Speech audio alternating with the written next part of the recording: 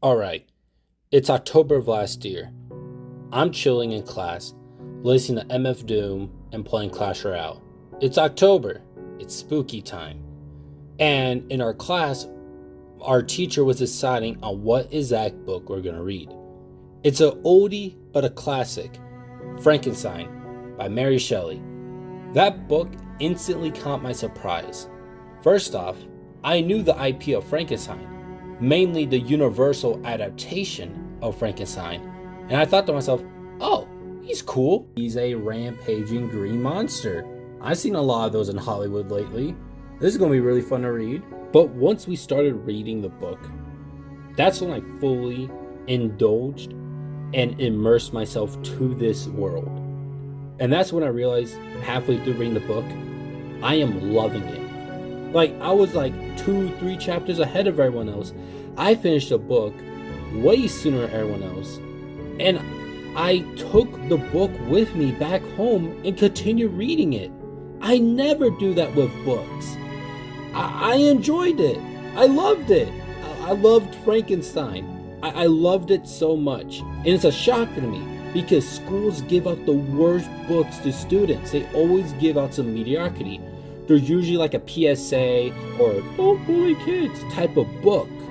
But no, the teacher was like, we're going to read one of the biggest classics of all time, Frankenstein. But I digress.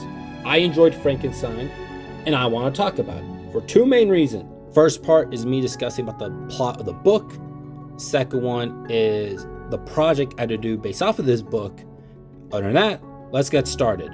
Mary Shelley is a woman who dealt with a lot in her lifetime, right?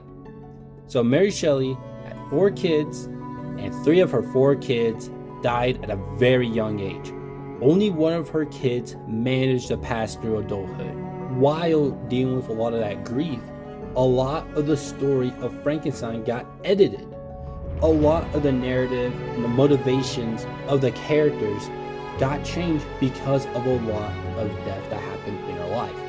To summarize it shortly, Frankenstein is a story about Dr. Victor Frankenstein creating life and instantly regretting it. Victor Frankenstein is a man of ambition. He is desire to push the boundaries of knowledge and is driven by a god complex so that he could surpass the human limits, and he is driven to do the impossible, which is create life. He is a man who wants to do the impossible, and he is heavily motivated to do the impossible because of the death of his mom. When she passed away, he desired to overcome death and learn how to renew life. And to me, that's what makes Victor Frankenstein a very fascinating character. He wants to seek the impossible of humanity to bring back life. And he does it. He actually brings life to a creature that he made out of stitchings of dead humans, dead pigs, dead corpses, all mixed into this hideous creature. And once he does the impossible and bring life to it, he instantly regrets it because of what he saw. He saw a disgusting, grotesque monster, and he just abandons it and regrets what he made. He doesn't want to nurture the creature. He doesn't want to train the creature or even teach it anything. He just leaves it alone and pretends like he never did anything with it.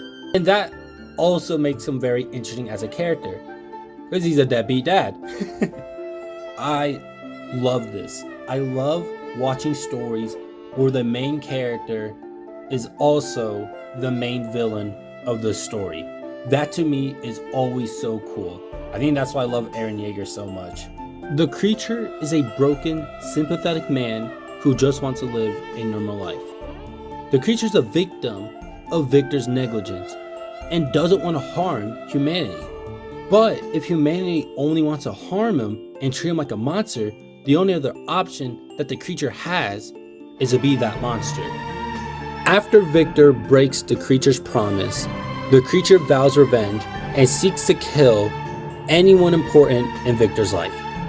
Victor is very upset about it, so now Victor wants to kill the creature. So now both of them want to kill each other. But in the end, Victor dies because he is trying to find the creature. Kinda does it, but he dies before seeing it. And once the creature figures that out, he's like, wow, I have nothing else to do with my life now. There is no purpose. So he plans the Womp Womp himself. That is Frankenstein in like 3 minutes. I don't think I publicly told y'all this, but I am currently a college student right now. And in one of my classes, I get to choose a topic and I had to write and discuss about it. So the topic I chose was Frankenstein. Why did I choose Frankenstein? Well, A, it's Halloween season. I want to have fun with it. And 2, I never get to discuss Frankenstein. Now, did I have a good time doing this assignment? Yes, I did. I had a blast doing it. For me, I love writing. I love writing stuff. I had a blast writing about something that I enjoy. I enjoy Frankenstein. I enjoy the story. I enjoy the characters. I enjoy the main lesson. And I enjoy the narratives and the conflict of the story. I thought it was very interesting. So to me, writing something that I enjoy will always be a blast, no matter how much words I need to put in a document. It could be 2,000 words, but if I choose a topic that is truly something I am passionate in, I could do it easily. Like, give me a project about Dr. Doom and I could glaze that man for 4,000, trust. That's a good question. I think my favorite part about this assignment was the ending prompt I had. Anyone who read Frankenstein or can understand the context I gave, would you be like Victor and let your ambition and destiny drive you to bring back life? Bringing someone back to life is something most humans would never try to do. But we all have people we wish we could talk to, see, or interact with again. So, would you do it? It's a simple question, but that is the biggest narrative in the story Frankenstein. So to me, it's very interesting to ask that question. We all have people that passed on our lives, either early on or right now. Oh, I can answer that question real quickly. I think the biggest room to improve is how I want to explain the story. Because the book is very long, and I wanted people to read the book. But guess what? Most people aren't, and that's okay. I wanted to explain as much as I could, but I can't because I don't want to spoil the story of the book because I want people to read it. So I'm trying to like tiptoe through this weird situation to where I can't explain too much, but if I don't explain, that isn't enough. So I think that's my biggest problem. I want to explain more, but if I do, that defeats the purpose of me telling people to either watch the movie or read the book. Okay, so no one actually replied to my essay, or at least my rough draft. So what I had to do is read other people's rough drafts, see how they did theirs, realize mine was far inferior to theirs, and I went back to mine, discussed more about the story, more about Mary Shelley's life, and more about my personal opinions on the story, and I think it ended up way better because I looked back at other people's work. Now, this sucks because I didn't get any feedback on my rough draft. So, yeah, that sucks. But what I can answer with this question is, when I upload this on YouTube, my audience, these subscribers of mine, they always give feedback to anything I post. It could be something good, it could be something bad, and there's always feedback to it on YouTube Shorts or on my main YouTube channel. So by all means, be critical there, or give good feedback. By all means, do what you desire most, and I will respond to every single one of them. We're done.